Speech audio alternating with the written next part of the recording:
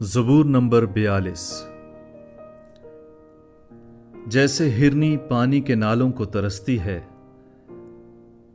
ویسے ہی اے خدا میری روح تیرے لیے ترستی ہے۔ میری روح خدا کی، زندہ خدا کی پیاسی ہے۔ میں کب جا کر خدا کے حضور حاضر ہوں گا؟ میرے آنسو دن رات میری خوراک ہیں، جس حال کہ وہ مجھ سے برابر کہتے ہیں تیرا خدا کہاں ہے؟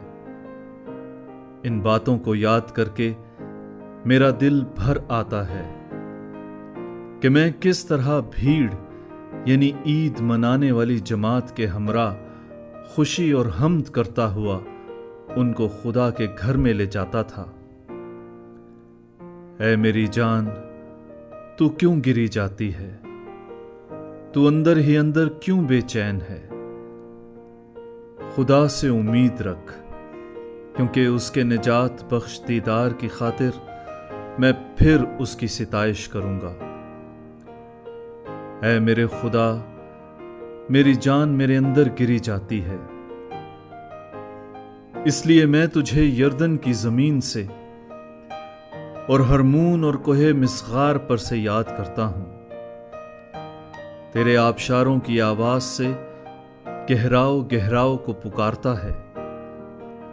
تیری سب موجیں اور لہریں مجھ پر سے گزر گئیں، تو بھی دن کو خداوند اپنی شفقت دکھائے گا، اور رات کو میں اس کا گیت گاؤں گا، بلکہ اپنی حیات کے خدا سے دعا کروں گا۔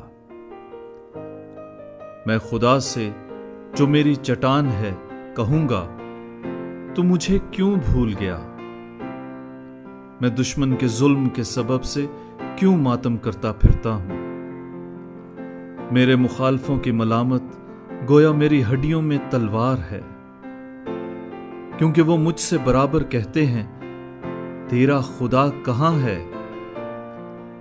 اے میری جان، تو کیوں گری جاتی ہے؟